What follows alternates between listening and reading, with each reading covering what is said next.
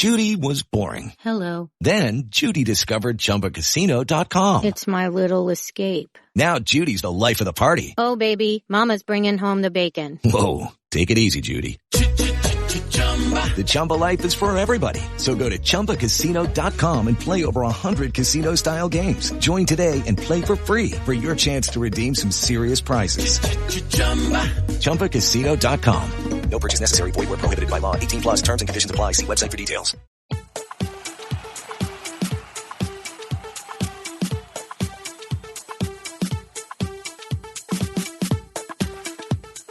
Hello and welcome to the 1865 match report as we look back on Forest's 1-1 draw at Bournemouth. The Reds came back to earn a point at the Vitality Stadium, having gone behind early in the game. But a goal from Callum Hudson-Odoi, a fine strike from the edge of the area, was enough to secure Forest a point against, in the end, a 10-man Bournemouth, as we will come on to. It's Stephen here and I've got Adam with me, and first of all, Adam, we'll take a look at the team news, and there was quite a bit of it as well. Forest making 6 changes from the team that lost at home to Arsenal, with Matt Sells making his debut in place of Matt Turner in goal. Obviously deadline day signing, Matt Sells from Strasbourg. Another deadline day signing, Gio Reyna on the bench. But plenty of changes in the team, which meant that Forest lined up with Sells in goal, a back four of Nico Williams, obviously no Gonzalo Montiel after his mistake against Arsenal, Omobama Dele and Murillo centre halves, Nuno Tavares at left back, Yates and Dominguez in the middle, Noel Mangala as well, now following his deadline day move, Callum Hudson-Odoi, Gibbs White and Alanga in front of the midfield two, and Taiwo Awoniyi starting up front. It looks like Chris Wood has got some sort of hamstring injury, which meant that he wasn't involved in this game. On the bench, we had Turner and Vlachodimos, Harry Toffolo, Felipe, Moussa Niakate returning from AFCON duties, Gio Reyna, Danilo, Montiel, and Rodrigo Ribeiro, another signing this week on loan from Sporting Lisbon. He was on the bench. So Adam, your first thoughts on that Forest team then and the changes made? No real surprises in terms of goalkeeper. There was just a doubt whether Matt Sells' work permit would come through on time. It did, and he was in the net. Yeah, I mean, Sky Sports News, whipping the Forest fans up into a frenzy before the game, reporting that he wouldn't get his work permit, he wouldn't be able to play. But yeah, no, it was definitely a relief to see his name on the team sheet. I think the team was exactly the team that we would have expected. There's a few people around me disappointed that Gio Reyna didn't start, but you've got the front line that we put out. You've got 2 natural wingers. Obviously, Gio Reyna is a winger that can play out wide. He's better as a number 10, but he can play out wide. So for me, I think having Hudson-Odoi and Alanga out wide with Gibbs White in the 10 behind Awoniyi, I still think that is our 4. That is the 4-2-3-1. That's the 3-1 that is the best that we have to offer. Gio Reyna, I'm sure, will come into that and he will figure in there some way. But it's difficult to argue against that, really. And it was nice to see Ribeiro on the bench purely because I think there was some sort of a suspicion from a lot of fans that maybe he'd be eased in, and then he was on the bench and actually came on. So that's definitely a positive sign going forward. But in the game itself, Forest didn't start particularly well. Bournemouth were on top pretty much from kickoff, and it was an early goal from Bournemouth that gave them the lead. 5 minutes, a corner that was whipped into the near post, flicked on by Sinistera, and at the back post, Justin Kluivert was there to knock it over the line. I think it would have gone in anyway without his intervention, but he made sure. And it was not a good start from Forest, and really another poor goal that they've conceded. Set pieces always feel preventable, but this one certainly did as well, didn't it? Yeah, I mean, the set piece coach we've brought in, it must be a work in progress because it certainly doesn't seem to have worked so far. We're still conceding goals from set pieces. I mean, you're always going to. I mean, you can bring whoever you want and you're still going to concede from set pieces. But this one felt really avoidable. Flick on at the near post and, Kluivert just sort of toe it in at the end. For me, I was really hoping that he was offside. Even in the ground, sort of looked over and he's flicked it on, and I thought, because he has touched that in, maybe he's offside, but no hint of offside whatsoever. There was a few, tweets, and there's always going to be tweets of this nature. But there's a few tweets saying the goalkeeper shouldn't be on his line, but nothing the goalkeeper can do about them. He can't come for that. If he comes for that, he doesn't get there, and he looks worse. He does the right thing, stays on his line, but there's nothing he could have done. Just poor defending all around, really. And the first 15 minutes were slow to get going. Yeah, and Forest were struggling to really build attacks and hold on to the ball. And actually, that was a regular theme throughout the game. But most notably in that first 15 minutes when Forest really struggled to get a foothold. But gradually, as the game wore on, they came more into it. And there were a couple of chances for Awoniyi.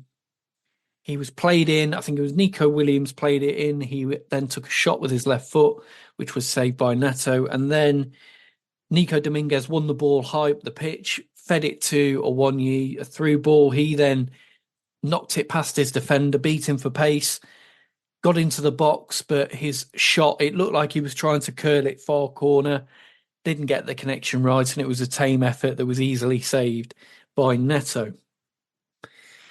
And then a couple of minutes later, Senesi went in on Callum Hudson-Odoi and absolutely clattered him. It was a really bad tackle. And I mean, I put down in my notes that had Willy Bolly been on the pitch, he'd have probably been sent off for it.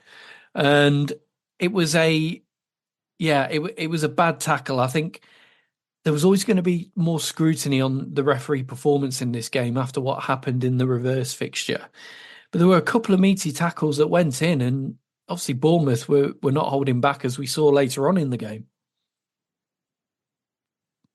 Bournemouth, from the start, I mean, it seemed like it was a game plan for me that they like giving away those niggly, ratty little fouls where they're just those sort of, I'm going to trip you up from behind, or I'm going to do this little tackle just to stop your progression and that sort of thing. They did that all game. They did it from minute one. And the referee, I think the first half didn't have a bad game. I think the Senesi challenge on Hudson-Odoi was what I'd call a strong yellow card. Not a red card, but a strong yellow card. But it was like that. It was progression through the first half. Those little fouls, those little sort of, we just want to stop you advancing the ball, sort of tackles, tactical challenges. And like I say, it was a theme throughout the game. And the way you stop that is that you book people early on.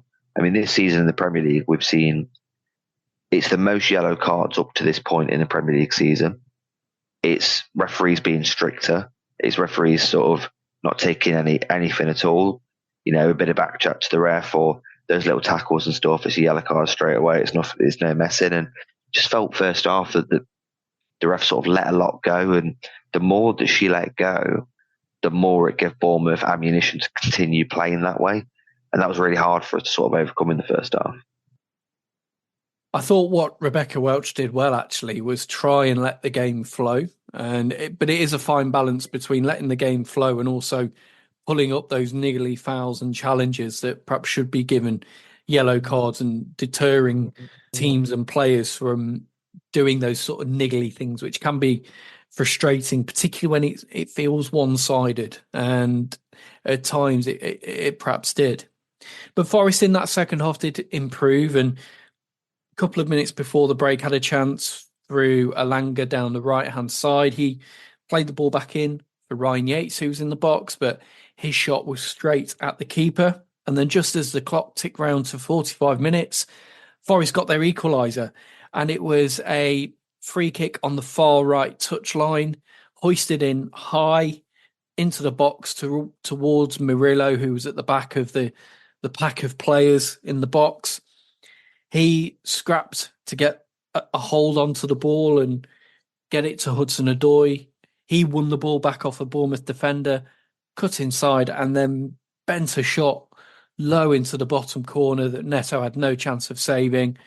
A brilliant goal, and I'm pleased again that Hudson-Odoi stepped up there and delivered something for us, because that was a real moment of quality.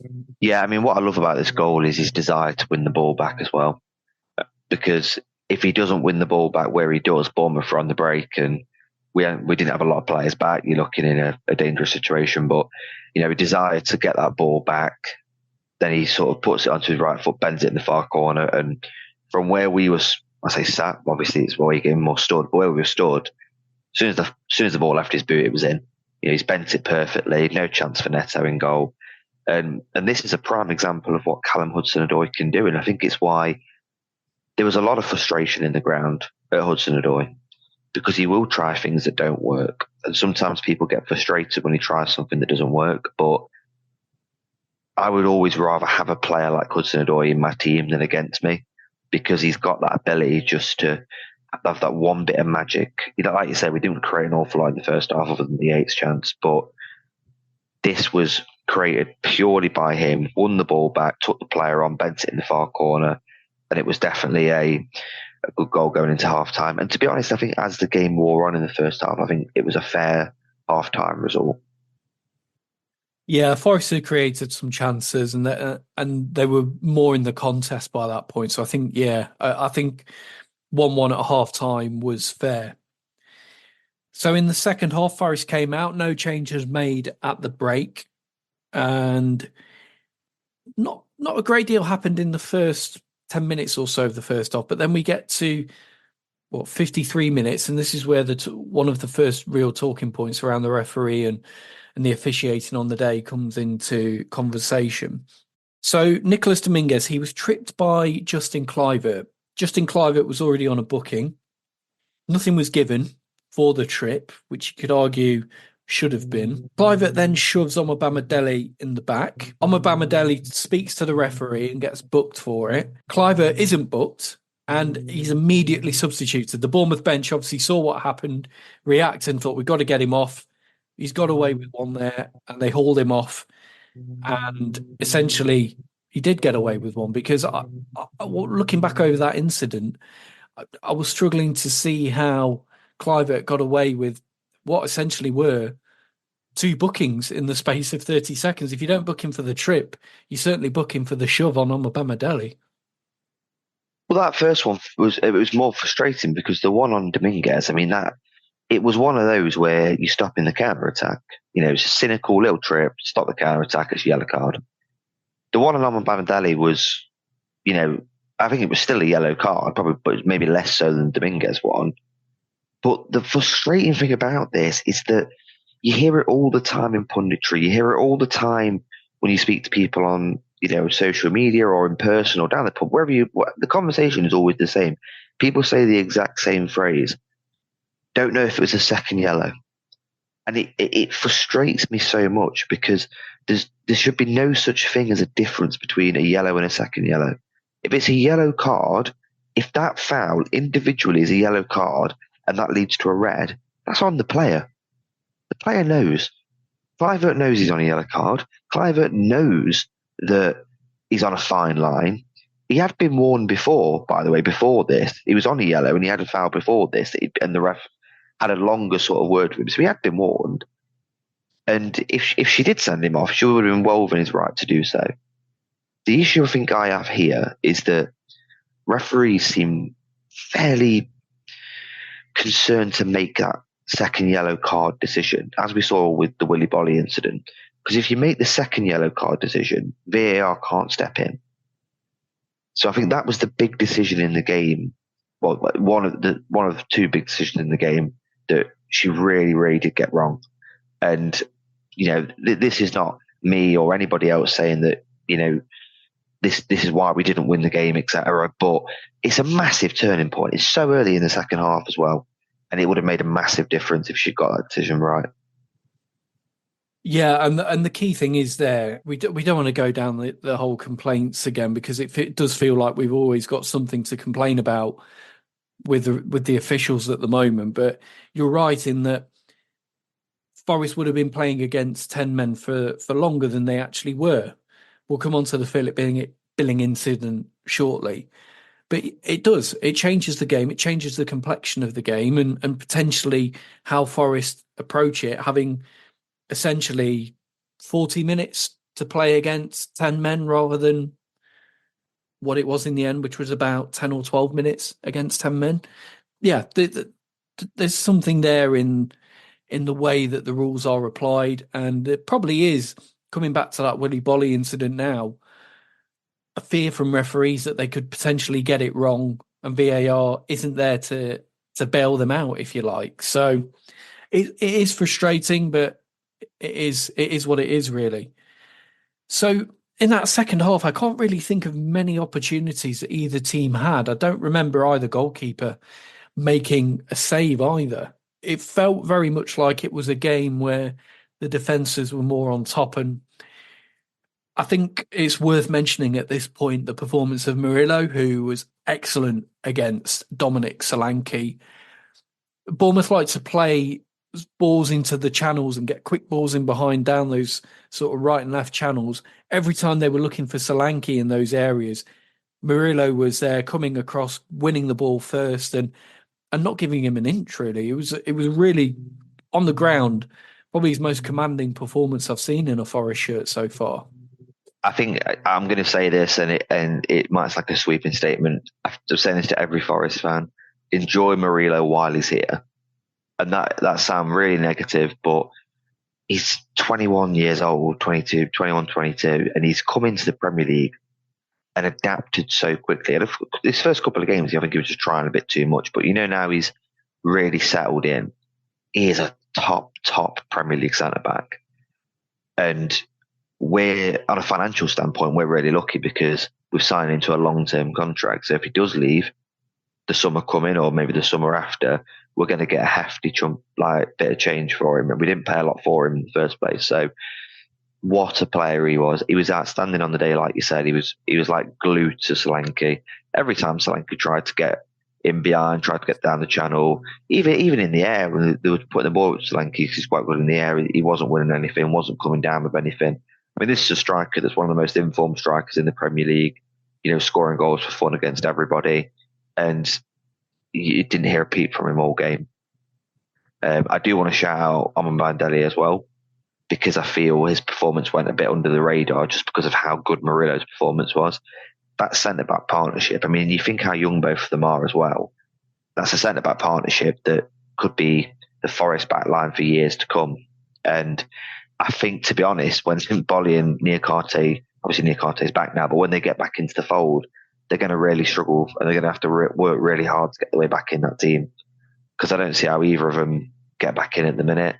I think probably Niakate comes back in first, maybe from Amambandeli, which for me would be a bit harsh, but we're going to have to see what the future comes. But it's very exciting as a Forest fan to have these two fantastic young centre-halves marshalling that back line. A couple of changes that Forest made in that second half. Danilo came on for Nicolas Dominguez, and then shortly after that we had Gonzalo Montiel on for Nico Williams, and Gio Reyna coming on to make his Forest debut in place of Anthony Elanga, with Reyna looking to go more to the left-hand flank and Hudson-Odoi moving over to the right. Not really a lot in terms of action and goal-scoring chances still. So the next real talking point was 83 minutes. Forest won the ball back, turned Bournemouth over. Callum Hudson-Odoi was sprinting away through the middle of the park, being chased by Phillip Billing, and the Bournemouth midfielder rakes his studs down the back of Hudson-Odoi's Achilles. Eventually, Hudson-Odoi limps off the field, and we hope that is not a serious injury. But Billing was shown a red card, deservedly so in the circumstances. And it was an appalling tackle, wasn't it? Because there's no attempt at all to win the ball. He knows exactly what he's doing. And actually, doing that to a player who's quite openly had problems with his Achilles in the past, I think is a really poor move. I think it was disgusting. Like you say, Callum Hudson-Odoi has had several problems with his Achilles. And the thing is, I've seen online the Bournemouth opinion because I was intrigued and I wanted to see what the Bournemouth side of things would be. And there's most Bournemouth fans are pretty reasonable. In the ground, they were frustrated, but once they've been home, once they've seen the highlights, they've sort of gone, yeah, you know what, fair enough. But there is a few opinions that it's a soft red card. I can't get even close to that opinion because for me, He knows exactly what he's doing. It is cynical. It's a horrible challenge. When you watch it in real time, it's hard to actually see what happened exactly. There's a certain angle that I've seen that they've shown, and it's a bit slowed down. I know slowed down makes stuff look worse, but in this instance, I think it actually helps. He's literally he's just put his studs into the back of his Achilles. Now, you don't need to, if you want to be a little cynical fan to stop the move, right? If you want to do that, just trip him up, take his legs from him, just a little trip up. You know, you're not gonna injure the player, you're not gonna hurt him, whatever. You get a yellow card, you move on, right? You've stopped the attack, that's fine.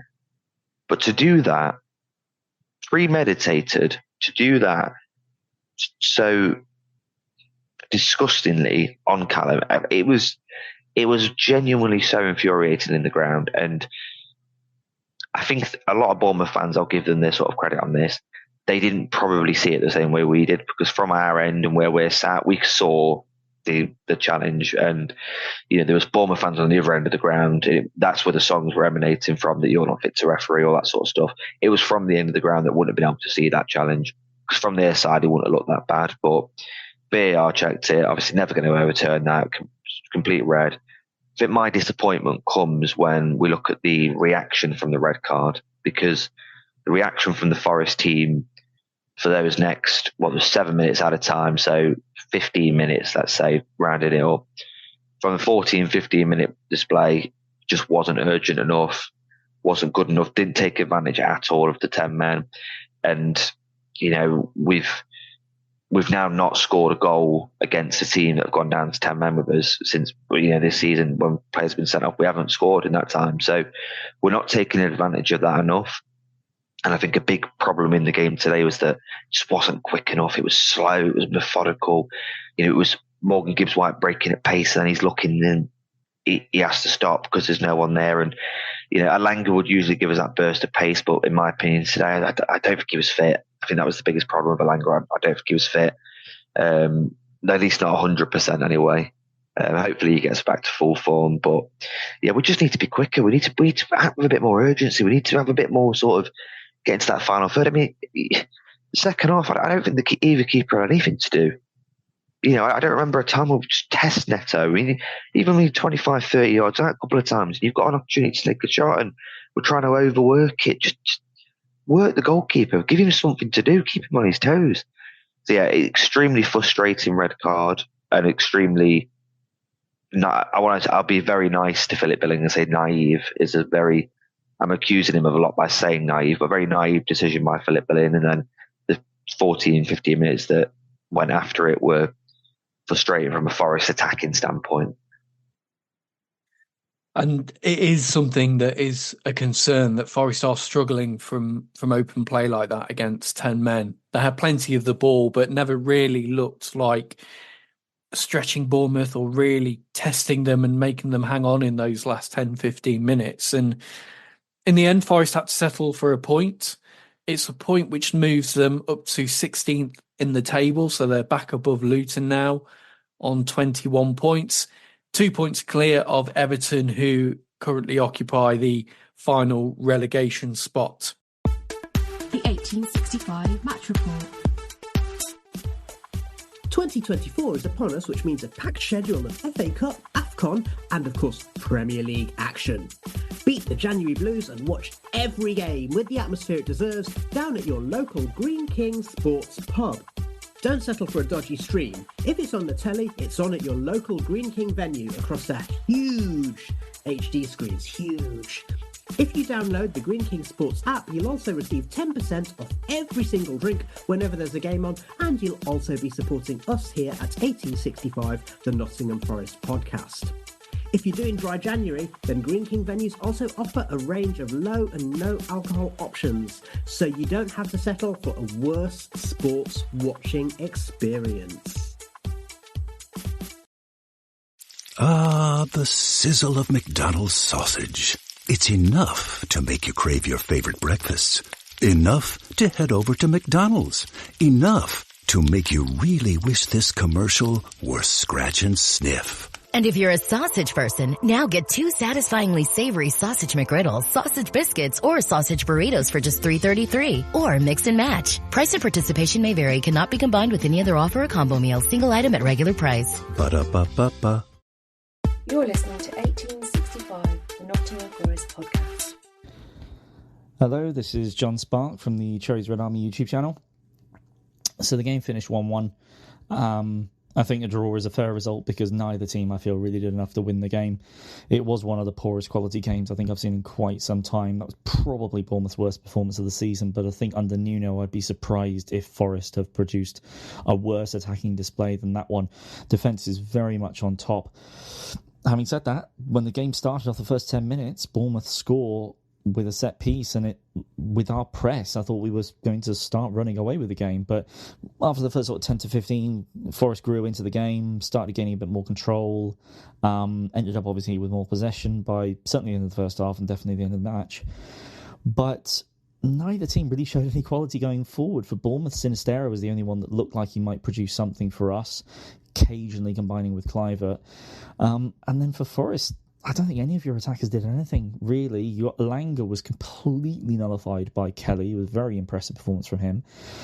Awoniyi was actually pretty much marked out of the game by Zabani, who I think had a very impressive game, apart from those couple of moments where Awoniyi did actually have those 2 shots in the first half, but he slipped for one and sent the other one straight to the keeper.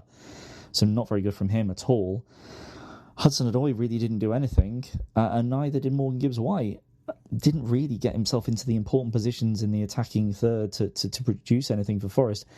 All of that being said, the one true moment of quality in the game was Callum Hudson-Odoi's goal. We had 3 chances to deal with that, with Christie losing the ball, Smith not going with him, and Zabani getting done by the dummy.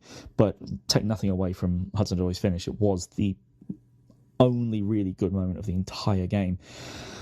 For Forest, the only players the ones that really stood out for me were Dominguez in midfield, and Murillo and Omebamidele in defence, because Solanke did nothing in the game. He was completely marked out of it. Murillo was incredibly impressive, and Omebamidele really helped him out as well in the defence, cutting out a lot of crosses and just helping deal with the other scraps that were around. But Dominguez, I think for me, his shithousery got a little bit frustrating for me, going down on off barely anything. But generally, tackling, maintaining possession, controlling large chunks of the midfield, I thought was very impressive. So it's either Murillo or Dominguez for me for man of the match.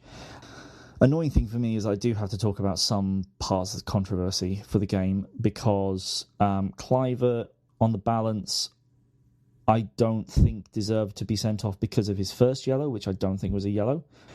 And then the second yellow was definitely a yellow. So, I think on balance, I wouldn't have wanted him sent off, but given the first yellow, he definitely should have been sent off from the second. And then Billing, I've got no qualms with. He's not going for the ball. He isn't trying to clip Hudson-Odoi. He takes his boot and rakes it down the Achilles of Hudson-Odoi. I mean, if that was a yellow, it wasn't getting overturned. But given that it was given as a red, it also wasn't getting overturned, and I don't have any qualms with it personally. Speaking of which, it was nice to have a game that didn't have VAR get involved, which is a rare occurrence these days. Overall, like I said, one of the lowest quality games I've seen for a while, certainly under Iraola, and I imagine you'd have said the same under Nuno, but just a bit of a nothing event for the most part. You're listening to 1865, the Nottingham Forest podcast. Thanks to John from Cherries Red Army, and welcome back to the 1865 match report. So looking back on this draw at Bournemouth, Adam, and the big change was no Matt Turner in goal. Now Matt Sells has come in after his deadline day move, and I thought he put in quite a solid performance on his debut. He looked confident and he looked assured, and it seemed like the defence had more confidence in him as well, which early on is a positive sign. I don't think he did anything wrong at all. The goal itself, I mean, I don't think he could do anything about.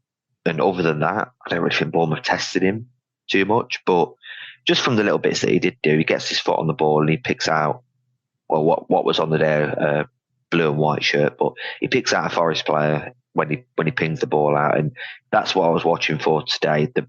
The back line felt really comfortable to go back to him. Every time he distributes the ball, he plays it to a Forest player, and I think that's kind of what you're looking for. I mean, just on a base level, I think that's what we're looking for, because a modern day Premier League goalkeeper, that's what they've got to be able to do, and it's not something that Matt Turner could do. And having a backline that believes in a goalkeeper and is confident in the goalkeeper and thinks that I can go back to my goalkeeper if I'm in trouble, that's so invaluable. I mean, that's such an important thing for them to have. So definitely positive signs moving forward. And look, in our group chat that we have, and I'm sure in a lot of your group chats, listeners, you've had discussions about Matt Sells and thought, is he the best option? Could we have gone for this person, that person, this person? It seems as if the media coming out of this that we went for everyone. We went for De Gea, we went for Castells from Wolfsburg. We've gone for really good goalkeepers. We've gone for some potentially elite level goalkeepers. We tried to get Ramsdale, Kelleher. It's not as if we haven't tried to get these bigger names. But what I'll praise Matt Sells for is that he's come in, £5 million, put in a good shift in his first game, and given the Forest fans, especially a lot of people that were at the ground, a lot of confidence in their goalkeeper again. And that's exactly what we need, that stability. Just looking at the game as a whole then, and the final result, is there potential here to look at this as a missed opportunity? And should Forest have pushed more for the win? The reason I'm asking that is because of any potential points deductions that come down the line. Forest have just got to get wins wherever they can, haven't they? Yeah, I mean, I think there's probably two ways to look at that. So for me, you've got people panicking. Oh, but Luton are picking up points, Everton's picking up points, and Burnley got a lead. It doesn't matter what anybody else does. It's completely irrelevant what they do. We're not trying to match them. We're trying to be the best us, and we're trying to be the best Forest we can be. Ultimately, we've got to win games of football for us. We can't rely on other people. We can't rely on Luton not having a resurgence. We can't rely on Everton not having a resurgence. They're fighting, they're scrapping. They're going to do that. That's what they're going to be about. And as far as the points deduction goes, I think we've almost got to play like it's not happening, because one, we don't know that it's happening yet for definite. And two, if the players start playing with that in the back of their mind, mistakes will creep in, hesitancy will creep in. And I think, to be honest, the Bournemouth game, it was one of those games where before the game, I don't know if they would have took a point, but it is a tough place to go. They are playing really well at the minute. Maybe a point's not a bad result, and there's an argument to be made that near enough any Premier League away day is a decent point, because it's so hard to get points away from home in the Premier League. But I'd look at it and say that I was disappointed coming out of the ground because of how we played against 10 men. And of the general urgency going forward, it did look like we were trying to conserve shape. Whenever Bournemouth had a corner, we brought everyone back. It just feels like there's a conservative way that the shackles are still on a little bit, that we're trying not to lose games at the end. And it is frustrating because we have these really gifted attacking footballers, and I think we actually do have the personnel to be a bit of a free scoring team, but that hesitancy and that conservative nature that Nuno's doing at the minute with the team, I can't help but say I'm frustrated by it at the minute. And I don't think you're the only one either. Whether, again, it does come down to the personnel. Forest have now lost Chris Wood to a hamstring problem. Tyrell Wanyi's only just coming back from injury, and I think you can tell he's not 100% fit yet. Wingers have been in and out of the team through injury. You've got Gio Reyna, who's now coming in but hasn't played a lot of football this season. So you're sort of hoping that the players can get up to speed quickly and sort of get firing again, really. This week, then, Forest play Bristol City next up on Wednesday in the replay of the fourth round FA Cup tie. And that's followed by a game on Saturday, tea time, 5:30 kickoff at home to Newcastle. How do you think those games are going to play out, Adam? Are you looking at the Bristol City game and thinking, well, it's an opportunity to try and get players up to speed and the likes of Rayner, Alanga, Awoniyi, a bit more match fitness ahead of the game against Newcastle next weekend?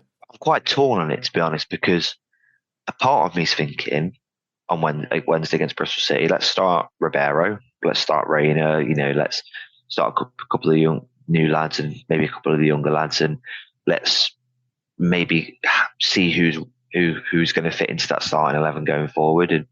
But I think the biggest opportunity for the Bristol City game is to just try and take the shackles off a little bit. Just try and say, you know what, go out there and do what you do. Go out there and be a bit more of an attacking force. Not worry so much about conceding goals, because you've got a decent defence back there. You've got a goalkeeper you can now trust. So I think Wednesdays, I don't want to say experiment, because that's not what I mean at all, because I don't want us to experiment with anything, because I want us to win the game and I want us to progress in a competition that I think we have the ability to go deep into, even with Man United next game, because it is at home.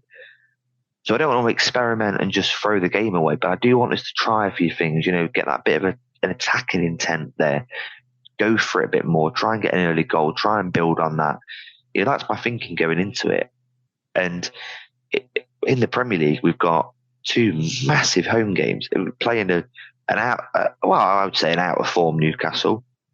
They pulled out that big result against Villa away, but then they had to come back from 4-2 down to draw with Luton at home. So they're certainly inconsistent at the minute. And then West Ham the week after. So they're 2 massive home games, and that's what we should be looking for. Progression in the FA Cup and 6 points. That's got to be the goal.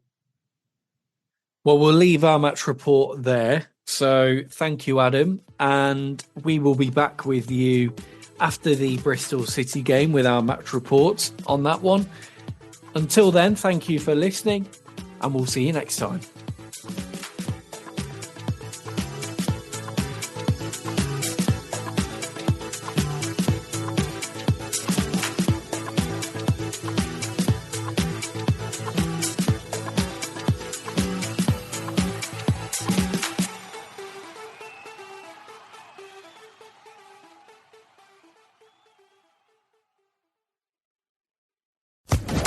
Social Podcast Network.